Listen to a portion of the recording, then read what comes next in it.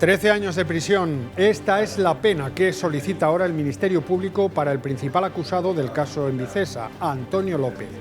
Se le acusa de los delitos continuados de prevaricación, falsedad documental, cohecho y blanqueo de capitales. También se ha pedido por parte de la Fiscalía una pena menor a los miembros de la Comisión Local de la Vivienda. A Susana Román se le solicitan 4 años y 9 meses de prisión, además de 8 años de inhabilitación para el cargo en administraciones públicas, 10 meses de suspensión de empleo público y una multa.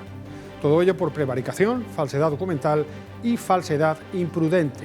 Petición de cárcel que no se hace desde el Ministerio Público para Mohamed Ali ni para Rabea Mohamed. Para los trabajadores de Envicesa, a los que se considera cooperadores y se les acusa de los delitos de prevaricación, falsedad documental y falsedad imprudente, la fiscal ha pedido la petición de 4 años y medio de prisión, además de multas e inhabilitación durante 4 años y medio y suspensión de empleo en Envicesa. En lo referente al que fuera presuntamente el intermediario principal de la trama, así como a los otros 2 intermediarios, se han solicitado 9 meses de prisión y suspensión de cargo durante 5 meses. Buenas tardes, noticias en la televisión pública.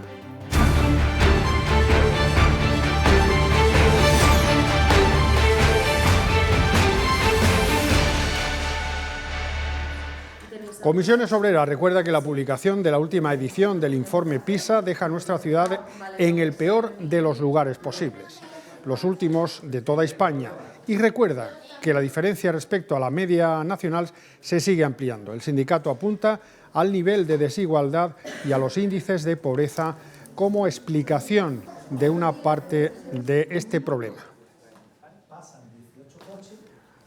Si vive en el edificio San Luis y ve su coche rodeado de bomberos, no se asuste. El Servicio de Extinción de Incendios y Salvamento se encuentra llevando a cabo una jornada de formación que se va a prolongar durante 4 días sobre intervención en garajes.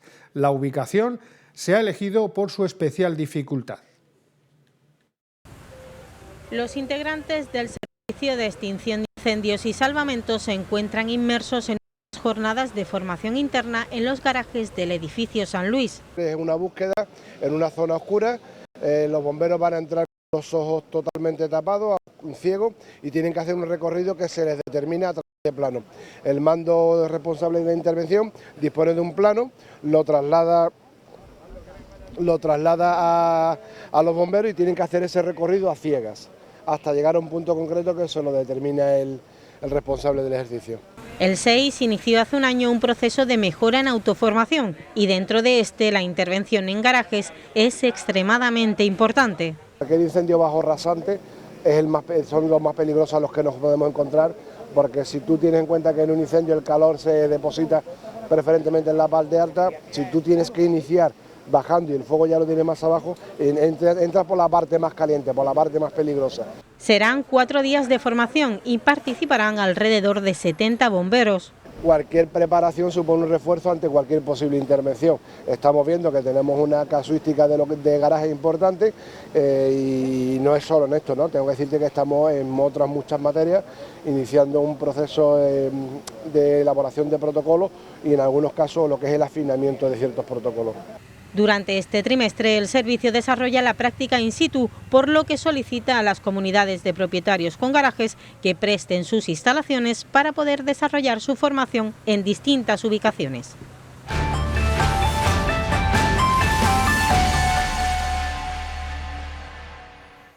Actualmente la lista de espera en oftalmología es de 3 y 4 meses y se le está dando prioridad a las cataratas y al glaucoma. Esta tarde la doctora Nangwani va a impartir una conferencia en la biblioteca sobre la cirugía estética del párpado. La blefaroplastia es una cirugía en la que se elimina el exceso de piel, la piel redundante, porque cuando ocurre esto, cuando se produce la dermatochalasia, la piel cae por encima de las pestañas y quita campo temporal. Lo que hacemos en esta cirugía es corregir esto, con lo que el paciente recupera mucho campo visual. Además suelen llevar asociadas caída también de la ceja, caída del ángulo del ojo, todo esto se corrige en esta cirugía. Y esta casa, Radio Televisión Ceuta, estrena esta noche a las 10:30 el documental Memorias del Ferrocarril, obra de nuestro compañero Gabriel León. Pero antes, a las 7:30, va a tener lugar la presentación pública del documental en el auditorio del Rebellín. Les invitamos a que acudan, no se van a arrepentir.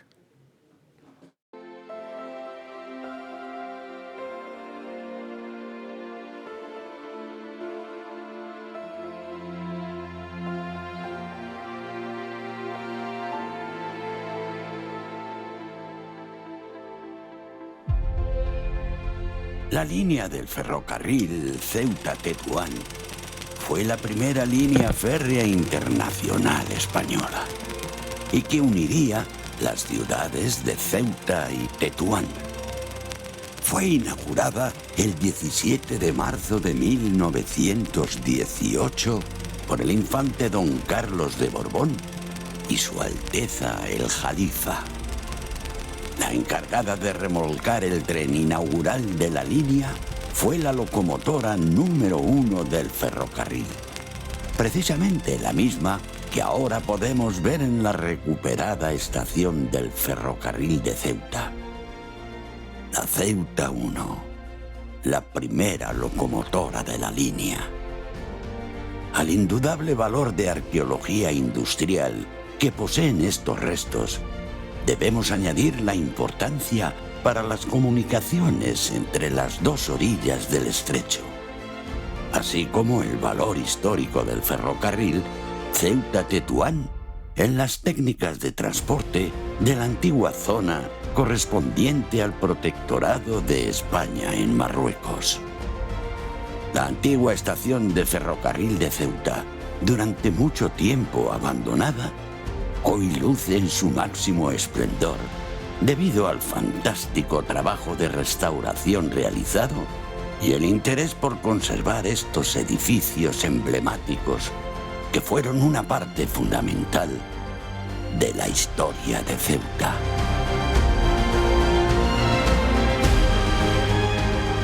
Una historia que hoy, retrocediendo en el tiempo, queremos relatar de la voz de sus protagonistas, los viajeros que disfrutaron de aquel querido ferrocarril y sus recuerdos. Tomen asiento, comienza nuestro viaje. Pasajeros al tren.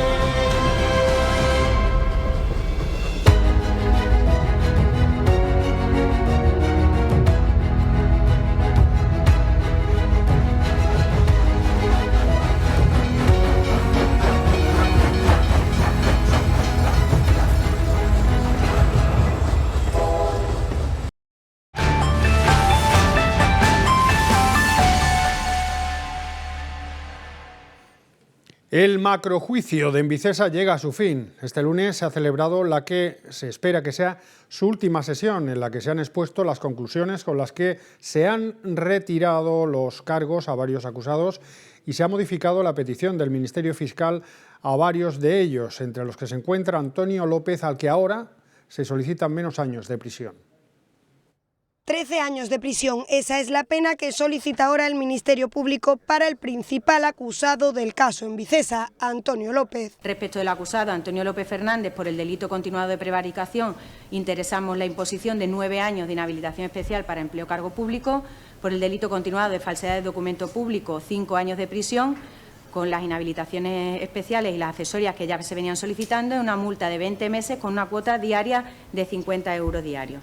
Por el delito continuado de cohecho, 5 años de prisión, una multa de 20 meses con una cuota diaria de 50 euros, inhabilitación especial para empleo o cargo público para el ejercicio del derecho de sufragio pasivo por un tiempo de 10 años. Y por el delito de blanqueo de capitales, la pena de 3 años de prisión más una multa de 5.935.968 euros. También se ha pedido por parte de la Fiscalía una menor pena a los miembros de la Comisión Local de la Vivienda. A Susana Román se le solicitan 4 años y 9 meses de cárcel, además de 8 de inhabilitación para el cargo en administraciones locales autonómicas, 10 de suspensión de empleo público y una multa. Todo ello por prevaricación, falsedad documental y falsedad imprudente. Petición de prisión que no se hace para Mohamed Ali ni Rabea Mohamed. De igual forma, los acusados Mohamed Ali y Rabea Mohamed Tonsi por el delito de prevaricación, 8 años de inhabilitación especial para empleo cargo público y de forma subsidiaria o alternativa por el delito de falsedad imprudente, 9 meses de multa con una cuota diaria de 50 euros y 9 meses de suspensión de empleo cargo público. Para los trabajadores de Envicesa, a los que se considera cooperadores y se les acusa de los delitos de prevaricación, falsedad documental y falsedad imprudente, la fiscal ha hecho la petición de 4 años y medio de prisión, además de multas y la inhabilitación durante 4 años y medio y suspensión de empleo en Envicesa. En lo referente al que fuera presuntamente el intermediario principal de la trama, conocido como Mohamed el Portuario, así como a los otros 2 intermediarios, se han solicitado 9 meses de prisión y la suspensión de su cargo durante 5. Por otra parte, han sido un total de 11 personas a las que se les han retirado los cargos por parte del Ministerio Fiscal en el juicio de Envicesa. Estas personas y sus correspondientes letrados han terminado ya este juicio y se pueden marchar. Se trata de 10 exacusados de cohecho por pagar para formar parte de la lista de adjudicatarios y el que fuera gerente del Partido Popular, Jesús María González Barceló. El resto de acusados por haber pagado para formar parte de la lista fantasma han sido propuestos a la pena de 1 año de prisión o 3,5, dependiendo o no de su colaboración durante el procedimiento judicial.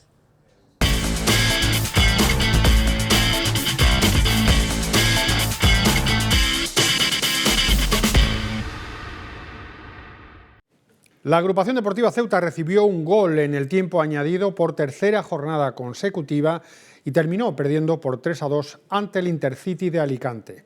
Un partido en el que tras empatar a 2, el equipo ceutí estuvo incluso muy cerca de llevarse la victoria. La agrupación deportiva Ceuta perdió en el campo del Intercity de Alicante por 3-2 y por tercera jornada consecutiva con un gol en el tiempo añadido, como ante el Ibiza la semana anterior, en el fatídico minuto 93. Un injusto castigo para un Ceuta que después de ir perdiendo por 2-0 había hecho méritos para al menos empatar el partido, incluso para haberlo ganado. Pero la falta de puntería y los errores defensivos condenaron a los de José Juan Romero, que no pudo sentarse en el banquillo por sanción. Tras unos primeros 20 minutos en los que pasaron muy pocas cosas, Ñito González tuvo una ocasión clarísima pero remató fuera tras la internada de Uche. Luego Fran Rodríguez fue quien a la media vuelta obligó a lucirse al veterano Manu Herrera con una mano salvadora.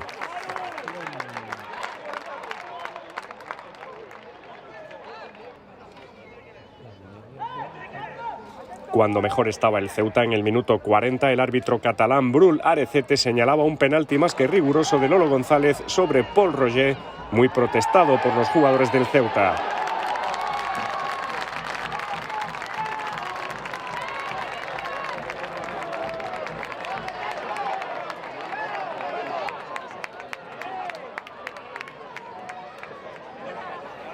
Álvaro Pérez anotaba junto al palo el 1-0 pese a que Pedro López le adivinaba la intención.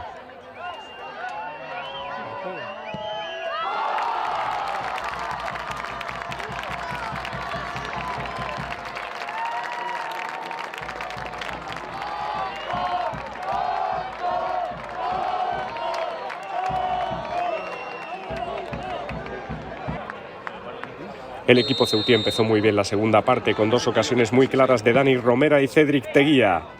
El Ceuta reclamó un par de penaltis en el área alicantina y también el Intercity. Otro por un empujón de Lolo González a Paul Roger.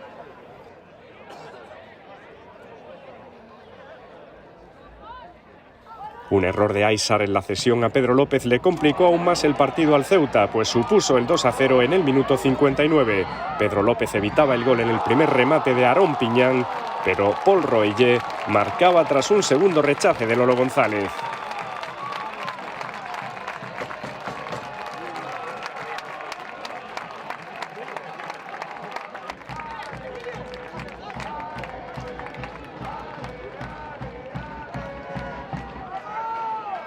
El Ceuta trató de responder y un trayazo de Uche lo desviaba a córner Manu Herrera en otra gran intervención.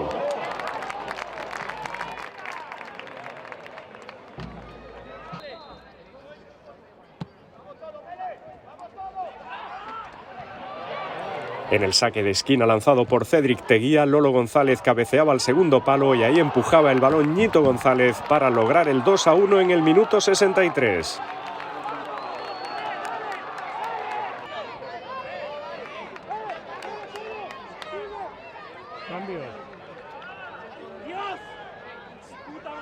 Y solo 2 minutos después, Doncel asistía a Sofiane en el segundo palo y el francés, que había sustituido a Dani Romera, empataba lanzándose al suelo. Primer gol del delantero del filial con el primer equipo del Ceuta.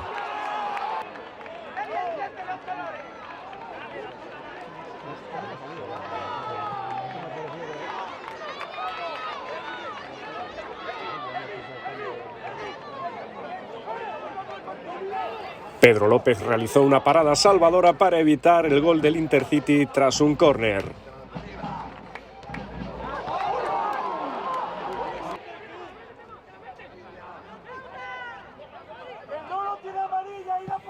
En la recta final el conjunto caballa la tuvo para llevarse el triunfo, pero tras un disparo de Uche repelido por un defensor, Sofiane disparaba al poste.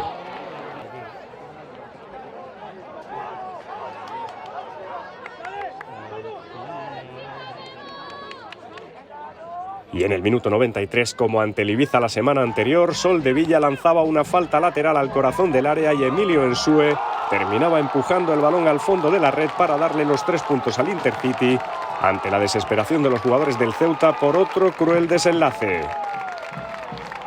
El equipo ceutí se queda con 23 puntos a 4 de los puestos de playoff de ascenso y es superado por el Intercity, con el que estaba empatado, que se sitúa con 26 puntos.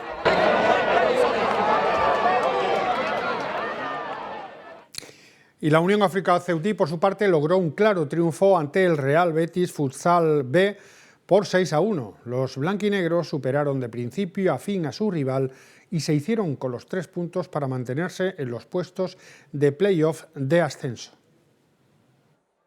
La Unión Africa Ceutí no dio opción al Betis B y lo goleó por 6-1 en un partido en el que los de Anto Fernández fueron muy superiores al filial verdiblanco.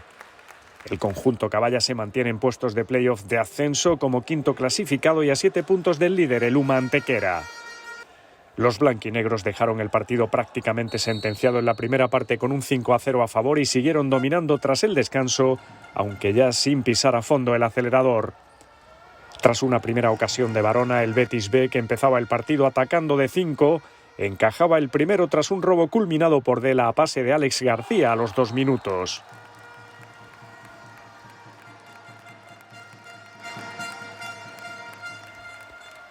Alex García estuvo cerca de marcar el segundo, pero el que lo consiguió en una transición fue Víctor Arévalo tras la asistencia de Anuar a los 5 minutos.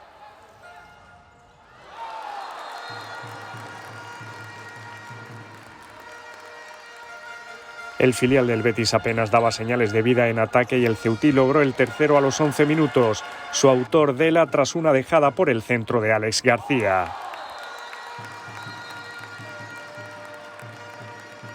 Rafa López le ganaba la partida luego a Juan Carlos en un mano a mano antes de que Nacho Torres, tras una dejada de Varona, pusiera el 4-0 en el electrónico en el minuto 13. El joven Iniesta pudo marcar antes de que Cristian Rubio cerrara la primera parte con un golazo de volea a falta de solo 16 segundos para el descanso tras el saque de córner de Víctor Arévalo.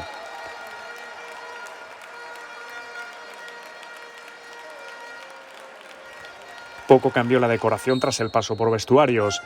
El ceutí seguía dominando y circulando el balón con criterio y la reacción de los hispalenses no llegaba. Anuar, con un golazo por la escuadra, abría más brecha en el marcador con el 6-0 en el minuto 25. David Iniesta y Alex García pudieron incrementar la renta para los blanquinegros. Germán, que defendió la meta caballa en la segunda parte, evitaba el gol de Alex Bernal, pero el filial del Betis acababa marcando el gol del honor en el minuto 35. Santa Cruz finalizaba el ataque de 5 de los verdiblancos. El ceutino quiso hacer más daño en los últimos minutos y el choque acabó con el 6-1.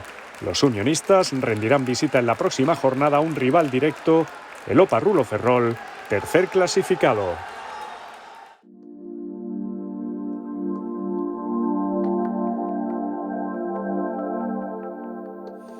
Pues vamos a conocer ya el pronóstico del tiempo para las próximas horas. Hoy tenemos un magnífico día con cielos soleados y alguna nubosidad aislada, sopla poniente y las temperaturas máximas vuelven a estar por encima de los 20 grados.